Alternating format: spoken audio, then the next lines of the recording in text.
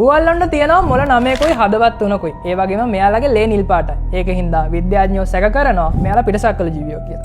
ඔව් මේක නිසාම ලෝකෙම පිළිගත්ත විද්‍යාඥයෝ 33 දෙනෙක් 2018 දී කියනවා බුවල්ලෝ කියන්නේ පිටසක්වල ජීවීන් තමයි කියලා. ඔව් බුවල්ලෝ කියලා කියන්නේ අපි දන්න සාමාන්‍ය ජීව විද්‍යාවට සම්පූර්ණයෙන්ම පටහැනි සතෙක්. මෙයාලට ඇටසැකිලි නැහැ. ඒක හින්දා මෙයාලට පුළුවන් කාසියක් තරම් වගේ පොඩි හිලකින් උනත් රිංගල යන්න.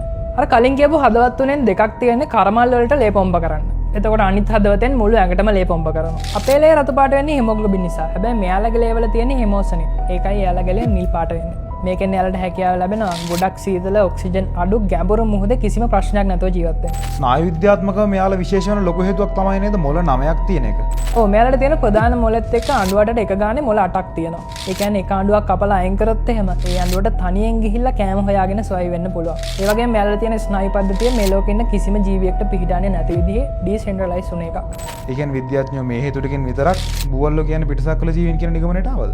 ඒ විතරක්ම නෙමෙයි කේෂන්. මේක ලොකු හේතුවක් වෙනවා 2018 දී රිලීස් කරපු Cause of Cambrian Explosion කියන පරීක්ෂණ වාර්තාව.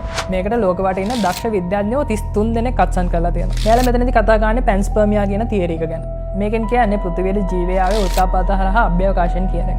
එයාලට තියෙන ප්‍රශ්නය මේකයි. බුවල්ලොන්ගේ DNA වල තියෙන සංකීර්ණතාවය පෘථිවියේ ජීවය පරිණාමය වෙන ගතන කාලයත් එක්ක ලොකු ප්‍රශ්නයක් ඇති කරනවා.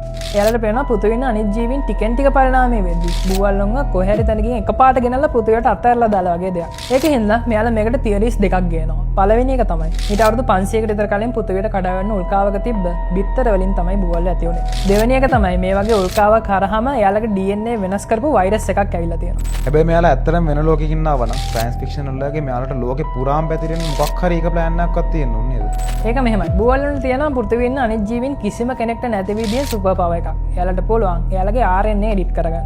මිනිස්සුන් අපි මොකක් හරි සීතලකට හරි උෂ්ණත්වයකට හරි මුණ දෙන්න ඕන විදිහට හැඩ ගැහෙන්න ඕන නම් අපි ඒක පරම්පරා ගානක් පිටිපස්සට ගිහිල්ලා අවුරුදු ගානක් පිටිපස්සට ගිහිල්ලා අපේ DNA වලින් ඒක වෙනස් කරගන්න ඕන. හැබැයි බුවල්ලන්ට පුළුවන් තමන්ගේ ඇඟේ තියෙන RNA වෙනස් කරගෙන එයාලා දැන් ඉන්න පරිසරයට අනුව එයාලගේ ජාන වෙනස් කරගන්න. හැබැයි මෙයාලා කොච්චර සංකීර්ණ වුණත් මෙයාලගේ ආයු කාලය අවුරුදු 1යි නැත්තම් 2යි. බුවලු ගැහණු සතා පැටව දාලා ඉවර වෙච්ච ගමන් එයාගේ අඬුව එයා විසින්ම කාලා තමන්ගේ ජීවිතේ නැති කරගන්නවා. ඒ කියන්නේ එයාලට මේ වගේ බ්‍රේන් එකක් තිබුණත් එයාලගේ දැනුම ඊළඟ පරම්පරාවට දෙන්න කලින් එයාලා මැරිලා යනවා. ඒක නිසා තමයි එයාලට කවදාවත් ශිෂ්ටාචාරයක් හදන්න බැහැ. හරි තේමිය. ආයෙත් මොන ප්‍රශ්නෙමයි.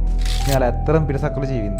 ගොඩක් ජීව විද්‍යාඥයෝ 2018 දී කියපු ඒලියන් තියරි එක නම් පිළිගන්නේ නැහැ. එයාලා කියන විදිහට බුවල්ලා කියන්නේ පෘථිවියේම සතෙක් තමයි. එයාලගේ DNA වල සමානකම් තියෙනවා ගොළු බෙල්ලොන්ගේ සහ බෙල්ලන්ගේ. ඒත් ඒ ස්නායු පද්ධතිය සහ මොළය හැදුනේ කොහොමද කියන එක නම් මෙයාලට තාම හරි උත්තරයක් නැහැ. එයාලා කියන විදිහට මේක විකල්ප පරිණාමයක්. ඒ කියන්නේ පෘථිවිය ඇතුලේ හැදෙන දෙවන බුද්ධිමත් ජීවි විශේෂය තමයි බුවල්ලෝ කියලා කියන්නේ. මේ වගේ ඉන්ටරෙස්ටිං ෆැක්ට්ස් ගොඩක් තියෙන ජීවි විශේෂ ඔයාලා දැනටමත් ගොඩක් දන්නවා ඇති. ඒවා කමෙන්ට් එකක් දාගෙන යන්න.